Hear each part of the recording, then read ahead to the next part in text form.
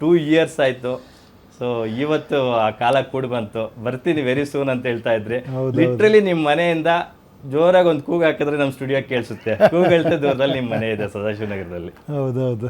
Yes sir. ತುಂಬ ಖುಷಿ ಆಯಿತು ನಿಮ್ಮ ಸ್ಟುಡಿಯೋ ಎಲ್ಲ ನೋಡಿ. ಭಾಳ ಏನೋ ಸಿಕ್ಕಾಪಟ್ಟೆ ಪಾಸಿಟಿವ್ ವೈಬ್ರೇಷನ್ ಇದೆ ಇಲ್ಲಿ. ನೋಡೋಣ ಇವಾಗ ಈ ಇಂಟರ್ವ್ಯೂ ಪಾಸಿಟಿವ್ ಆಗಿರುತ್ತಾ ಅಂತ.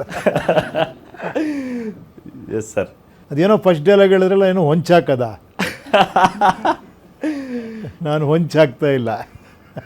ಪಂಚ್ ಕೊಡ್ತಾ ಇದ್ದೀರಾ ಅವತ್ತಿಂದ.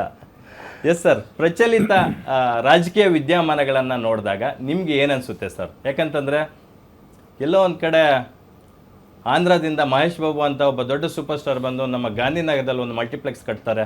ಕನ್ನಡಿಗರೇ ನೋಡಿ ನನ್ನ ಮಲ್ಟಿಪ್ಲೆಕ್ಸಲ್ಲಿ ಒಳ್ಳೊಳ್ಳೆ ಸಿನಿಮಾಗಳನ್ನ ನೋಡಿ ಅಂತಾರೆ. ತಮಿಳ್ನಾಡಲ್ಲಿರ್ತಕ್ಕಂಥ ವಿಜಯ್ ಅವರು TVK ಪಕ್ಷ ಕಟ್ಟಿ 2 ವರ್ಷದಲ್ಲಿ CM ಸ್ಥಾನಕ್ಕೆ ಏರ್ತಾ ಇದ್ದಾರೆ. ಅದರ ಮುಂದುವರೆದ ಭಾಗ ಏನಪ್ಪ ಅಂತಂದರೆ, ಹೊಸದಾಗಿ ಬಂದಿರ್ತಕ್ಕಂಥ ಸುದ್ದಿ ಏನಪ್ಪ ಅಂತಂದರೆ, ಈಗ GBA ಎಲೆಕ್ಷನ್ಸ್ ಶುರು ಆಗ್ತಾ ಇದೆ ನಮ್ಮ ಬೆಂಗಳೂರಲ್ಲಿ. TVK ಪಕ್ಷವನ್ನು GBA ಎಲೆಕ್ಷನ್ಸಲ್ಲಿ ಪ್ರತಿ ವಾರ್ಡ್ನಲ್ಲೂ ನಿಲ್ಲಿಸೋದಕ್ಕೆ ಪ್ಲಾನ್ ಮಾಡ್ತಾ ಇದ್ದಾರೆ ಅಂತಕ್ಕಂಥದ್ದು.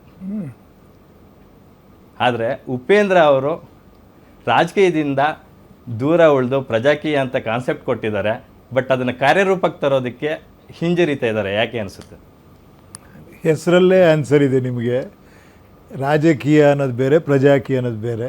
ಪ್ರಜಾಕೀಯ ಪ್ರಜೆಗಳು ಮಾಡಲಿ ಅಂತ ಮಾಡಿರೋದು, ರಾಜಕೀಯ ರಾಜರುಗಳು ಮಾಡ್ತಾರೆ. ಇಲ್ಲಿ ನೋಡಿ, ಇಲ್ಲೊಂದು ಕೈ ಬರುತ್ತೆ ನೋಡಿ, ಒಂದು ಸ್ವಲ್ಪ ವೆಯ್ಟ್ ಮಾಡಿ. ಅದು ಬರೀ ನನಗೆ ಅಂದ್ಕೊಂಡ್ಬಿಟ್ಟಿದ್ದೀರಾ ನೀವು, ನಿಮಗದು ಹಿಂಗೆ ಬರ್ತಾ ಇರೋದು. ಎಲ್ರಿಗೂ ಆ ಕೈಯಲ್ಲಿ 1 ಬೆರಳಷ್ಟೇ ನಮ್ಮ ಕಡೆ ಇದೆ ಸರ್, 4 ಬೆರಳು ನಿಮ್ಮ ಕಡೆನೇ ಇದೆ. 4 ಬೆರಳಷ್ಟು ಕೆಲಸ 4-5 ವರ್ಷದಿಂದ ಮಾಡ್ತಾನೇ ಇದ್ದೀನಿ. ನನ್ನ ಕೆಲಸ ನಾನು ಮಾಡ್ತಾನೇ ಇದ್ದೀನಿ, ಮಾಡ್ತಾನೂ ಇರ್ತೀನಿ. ನಾನು ಒಂದು 90% ನಾನು ಮಾಡ್ತೀನಿ, ಒಂದು 10% ಮಾಡಿ ಅಂತ. ಅದು 1% ಮಾಡಿದ್ರು ಸಾಕು ಸರ್. ಎಲ್ಲದಕ್ಕೂ ಒಂದು ಸಣ್ಣ ಸ್ಪಾರ್ಕ್ ಅನ್ನೋದು ಬೇಕಲ್ವ ಸರ್? ಆ ಸ್ಪಾರ್ಕ್ ನಿಮ್ಮಿಂದನೇ ಯಾಕೆ ಆಗಬಾರ್ದು ಅನ್ನೋದು ನಮ್ಮ ಪ್ರಶ್ನೆ. ಈಗ ಮಾಡಿದ್ದೀರಲ್ಲ, ನೆಕ್ಸ್ಟು ಮಾಡ್ತೀನಿ. ಏನು ಮಾಡ್ಬೇಕು ನೀವು ಹೇಳಿ. ಇವಾಗ ನೀವು ಕ್ವಶನ್ ಕೇಳ್ತಾ ಹೋಗಿ ಸರ್.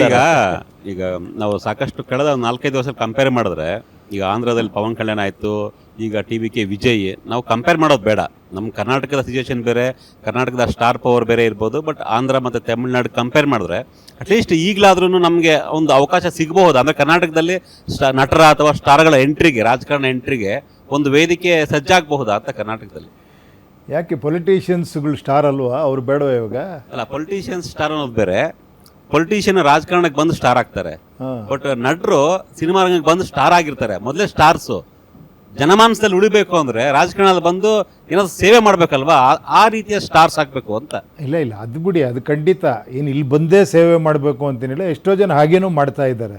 ತುಂಬ ಜನ ಮಾಡ್ತಾರೆ. ಕೆಲವರು ಗೊತ್ತಾಗುತ್ತೆ, ಕೆಲವ್ರಿಗೆ ಗೊತ್ತಾಗಲ್ಲ. ಏನೋ ಈ ಕೈ ಕೊಟ್ಟಿದ್ದು ಈ ಕೈ ಕಾಣಿಸ್ಬಾರ್ದು ಅಂತಲೂ ಮಾಡ್ತಾರೆ ತುಂಬ ಜನ. ಅದು ಬಿಡಿ, ಅದಕ್ಕೂ ಇದಕ್ಕೂ ಸಂಬಂಧ ಇಲ್ಲ. ಬಟ್ ನನಗೆ ಅದೊಂದು ಅರ್ಥ ಆಗ್ತಿಲ್ಲ, ಇಲ್ಲಿ ನಿಜವಾಗ್ಲೂ ಸೇವೆಯಾಗಿ ಉಳಿದಿದೆಯಾ ಇದು ಅಂತ. ನೀವು ಹೇಳ್ತಿರೋ ಅಂಥ ಸಮಾಜ ಸೇವೆ ಅದೆಲ್ಲ ಹೇಳ್ತಿದ್ದೀರಲ್ಲ, ಆ ಥರ ಇದೆಯಾ ಈಗಿನ ಪೊಲಿಟಿಕಲ್ ಸಿಸ್ಟಮ್ಮು? ಇದೆಯಾ? ಅಲ್ಲ, ಸಿಸ್ಟಮ್ಸ್ ಕ್ರಿಯೇಟ್ ಮಾಡೋದು ನಾವೇನೆ. ಎಕ್ಸಾಂಪಲ್, ನಾನು ಲಾಸ್ಟ್ ಒಂದು 6 months ಬ್ಯಾಕು ನಾವು ನೇಪಾಳದ ಒಂದು ಸನ್ನಿವೇಶನ ಗಮನಿಸಿದ್ರೆ, ನೇಪಾಳದಲ್ಲಿ ಒಂದು ವಾರ ಸೋಷಿಯಲ್ ಮೀಡಿಯಾನ ಬ್ಯಾನ್ ಮಾಡಿತ್ತು ಗೌರ್ಮೆಂಟ್. ವಾಟ್ಸಪ್ಪು ಇವೆಲ್ಲ ಬೇರೆ ಎಲ್ಲ ಸೋಷಿಯಲ್ ಮೀಡಿಯಾ ಸ್ಟಾಪ್ ಮಾಡಿತ್ತು. ಇಡೀ ಜನ್ರೇಷನ್ನು ಎಲ್ಲ ಫುಲ್ ರೋಡ್ಗಿಳಿದು ಗಲಾಟೆ ಮಾಡಿ ಪ್ರತಿಭಟನೆ ಮಾಡಿ ಸರ್ಕಾರನೇ ಬೀಳಿಸ್ಬಿಡ್ತು. ಅಂದರೆ ಬೇರೆ ಡೈಮೆನ್ಷನ್, ಅಲ್ಲಿ ಇರ್ತಕ್ಕಂಥ ಡೆವಲಪ್ಮೆಂಟ್ಸ್ ಏನೇ ಬೇರೆ ಇರ್ಬೋದು. ಬಟ್ ಜನ್ಜಿ ಮನಸ್ಸು ಮಾಡಿದ್ರೆ ಏನು ಬೇಕಾದರೂ ಆಗುತ್ತೆ ಅಂತ ಒಂದು ಇಡೀ ಪ್ರಪಂಚಕ್ಕೆ ತೋರಿಸ್ಕೊಡ್ತು ನೇಪಾಳ. ಈ ಕಡೆ ಈಗ ನಾವು ತಮಿಳ್ನಾಡಿಗೆ ಬರೋದಾದರೆ ಇಲ್ಲೂ ಅಷ್ಟೇ. ತಮಿಳ್ನಾಡಲ್ಲಿ ಲಾಸ್ಟ್ ಈಗ ಎಲೆಕ್ಷನ್ಸ್ಗಳಲ್ಲಿ ಆಲ್ಮೋಸ್ಟ್ 18 to 39 ಏಜ್ ಗ್ರೂಪ್ ಏನಿದೆ 36% ವೋಟ್ ಶೇರ್ ಇತ್ತು. ಸೊ ಅವರೆಲ್ಲರೂ ಕೂಡ ವಿಜಯ್ಗೆ ವೋಟ್ ಹಾಕೋದ್ರೆ ಸಮಥಿಂಗ್ ಚೇಂಜ್. ಅವರು ಮುಂದೆ ಏನಾಗ್ತಾರೋ ಗೊತ್ತಿಲ್ಲ. ನೀವು ಹೇಳ್ದಂಗೆ ಜನಸೇವೆ ಇನ್ನೂ ಉಳಿದಿದೆಯಾ ಇಲ್ವಾ ಅದೆಲ್ಲದಕ್ಕೆ ನಮಗೆ ಅಷ್ಟು ಈಸಿಯಾಗಿ ಸುಲಭವಾಗಿ ಆನ್ಸರ್ ಸಿಗಲ್ಲ. ಬಟ್ ಸಮಥಿಂಗ್ ಚೇಂಜ್ ಬೇಕು ಅಂತ ಜನ ಬಯಸ್ತಾ ಇದ್ದಾರೆ, ಎಸ್ಪೆಷಲಿ ಜನ್ಜಿ. ಅಲ್ಲ, ಅದೇ ಹೇಳಿದ್ದು ಏನಂದರೆ, ಆ ಚೇಂಜ್ ಏನಾಗ್ತಿದೆ ಅಂದರೆ, ಒಂದು ಪಾರ್ಟಿ ಚೇಂಜ್ ಮಾಡಿ ಇನ್ನೊಂದು ಪಾರ್ಟಿ ಚೇಂಜ್ ಮಾಡೋದೇ ಚೇಂಜ್ ಆಗೋಗ್ಬಿಟ್ಟಿದೆ. ನಾನು ಸ್ವಲ್ಪ ಎಕ್ಸ್ಟ್ರಾ ಹೇಳ್ತೀನಿ ಅಷ್ಟೇ. ಇಲ್ಲಿ ಚೇಂಜ್ ಮಾಡಿಬಿಡ್ರಪ್ಪ ಎಲ್ಲ ಚೇಂಜ್ ಆಗಿಬಿಡುತ್ತೆ ಅಂತ. ಏನು ಹೇಳಿ, ಪಾರ್ಟಿಗಳನ್ನ ಚೇಂಜ್ ಮಾಡೋ ಬದಲು ಪಾಲಿಟಿಕ್ಸ್ನೇ ಸ್ವಲ್ಪ ಚೇಂಜ್ ಮಾಡಿ ಅಂತ. ಅಂದರೆ ಪಾಲಿಟಿಕ್ಸ್ ಅಂದರೆ ಎಲ್ಲವೂ ಚೇಂಜ್ ಮಾಡೋದಲ್ಲ, ಅಂದರೆ ಜನರಿಂದ ಒಂದಾಗಲಿ ಅನ್ನೋ ಥರ ಅಷ್ಟೇ. ಅಂದರೆ ಫಸ್ಟ್ ಎಲ್ಲ ಆಗಬೇಕಾಗಿರೋದು ನಿಮಗೆಲ್ಲ ಗೊತ್ತಿದೆ. ಇವಾಗ ಯಾಕೆ ಸೇವೆ ಆಗುಳಿದಿಲ್ಲ ಅಂದರೆ, ಕೋಟ್ಯಾಂತರ ದುಡ್ಡು ಇವಾಗ ಬೇಕೇ ಬೇಕು ಅನಿಸ್ಬಿಟ್ಟಿದೆ ಇವಾಗ. ಕರೆಕ್ಟ್ ತಾನೇ?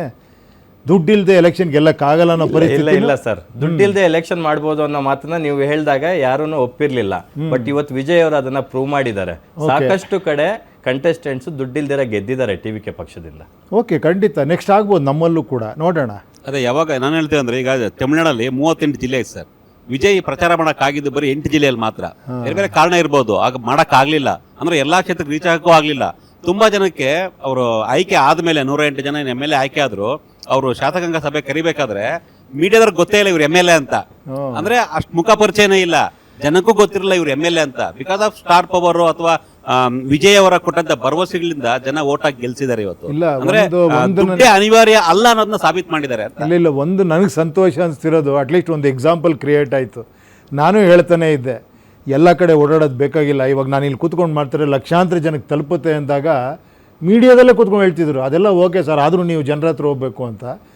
ಖಂಡಿತ ಜನರ ಹತ್ರ ಹೋಗಬಾರ್ದು ಅಂತಲ್ಲ, ಇಲ್ಲಿ ಹೋಗ್ಬೇಕು, ಹೌದು. ಹಂಗಂತ ಎಲ್ಲ ಕಡೆ ಹೋಗಿಲ್ಲ ನೋಡಿ. ಆದರೂ ಇದಾಗಿದೆ ಅಂದರೆ ಏನರ್ಥ?